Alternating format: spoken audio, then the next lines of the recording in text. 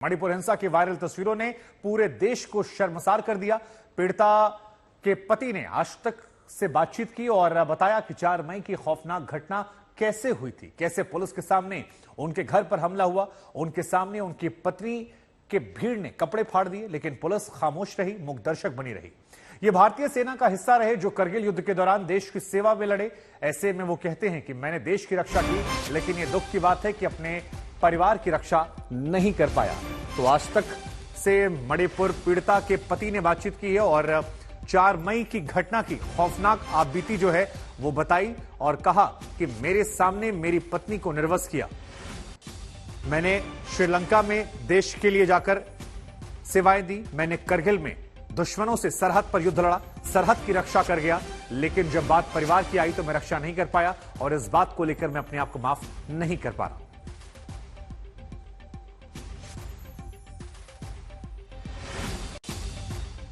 आप बताइए पूरे देश को क्या हुआ था उस दिन आपके गांव में, कौन आकर आपके परिवार से इस तरीके से बदसलूकी से पेश आए। 3 तारीख रात को मेरे गांव में हमला हुआ। उम्मीद नहीं था कि हमारा गांव में हमला होगा, इसलिए मैंने जो पुलिस वाला को इन्फॉर्म दिया है। ये लोग आया है लेकिन इन हमारा पक्ष में नहीं। 4 तारीख को फिर ये लोग दोबारा हजारों आके गांव में हमला कर दिया। मेरा पड़ोसी वाला गांव फिर हमला कर दिया। वहाँ पे हम लोग जो इन लोग ने गिरजा जो चर्च और मकान पूरा जलाया है और कुछ जो घर में जल नहीं सकता है वो जल नहीं पाता है। इनको सारे सामान उतारे और जो जानवर है पालतू जानवर है, सुअर है, मुर्गा है, गाय भैंस है, बकरा है और इनको काट काट करके खाने के लिए लेके आ रहा था। वहाँ पर जहाँ हम लोग अपना ऊपर का साइड में गांव जलने के बाद हम लोग 3 परिवार वहाँ से हम लोग अपना घर छोड़ के नजीक वाला गांव जो जंगल में हम लोग छुपी हुई थी। वहाँ पर जो गांव जलाने वाला पार्टी ये ग्रुप है और एक एक करके जानवर मार के आ रहा था और जो बकरा जो खेती में जो कुछ ग्रुप था इनका ऊपर ही हमला किया है जान से मारने के लिए। तभी ये बैर बकरी लोग जो है हम लोग का जो जंगल में हम लोग छुपी हुई जगह पर ये लोग सिधाई में भाग के आ गया। तभी ये लोग ने पीछे पड़े, तभी हम लोग छुपे हुए को इन लोग ने मिल गया। इनको हमको जो 2-3 परिवार है हम लोग को पकड़ के ले गया है।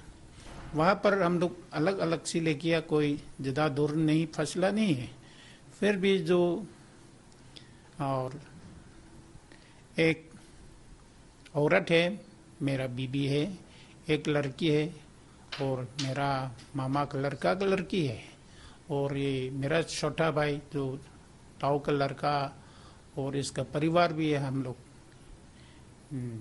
लोग लेके गया है, दूर में नहीं है लेकिन वहाँ से अलग अलग लेने के खास दूर नहीं है। वो हजारों आदमी लोग थी और ये औरत एक लड़की थी जो लेके आ रही थी। वो बहुत डर के मारे इनका बहुत तकलीफ हो गया था, इसलिए इनका उसका छोटा भाई ने पीठ में भूख के उसको लेके जा रहा था। वो मेरा बीबी और उसके पिताजी ने उसको पीछे पड़ा। उसके बाद रास्ता में जो कि दोनों मेरा बीबी और जो लड़की है कपड़ा उतरने लगा दिया और ये रास्ता का बगल में खेती है, इनका बीच में लोग ने घेर लिया है। उसके बाद जो लड़की का छोटा भाई है इनको बचाने के लिए उससे पहले जो पुलिस रास्ता में जिप्सी खड़ी है, जो पुलिस का गाड़ी में ये लोग उठा और कुछ आदमी लोग ने इनको फिर उस पुलिस जिप्सी से उतर आए और उसके बाद इनको कपड़ा उतरने लगा। उसके बाद जो इज्जत में हाथ डाल दिया मेरा बीबी और जो लड़की है।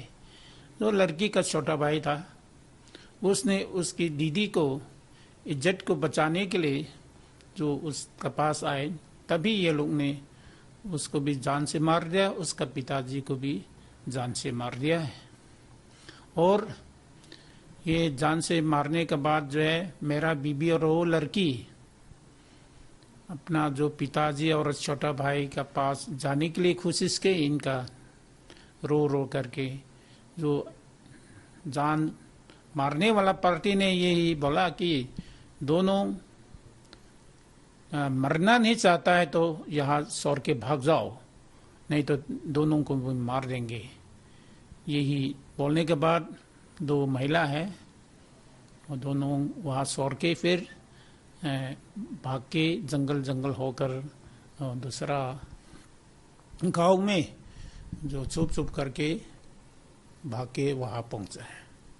आपसे कैसे मिले? इनको मेरे को भी पकड़ के ले गया था, और मेरे को कि इनका जो दोस्त लोग कल बच्चा लोग इनको मेरे को छोड़ दिया। और मेरा वहाँ पर मैं अब जब आए तो मेरा घर पूरा जल चुका था। इसी बार जो हुआ है मैं कभी देखा भी नहीं है, कभी सोचा भी नहीं है।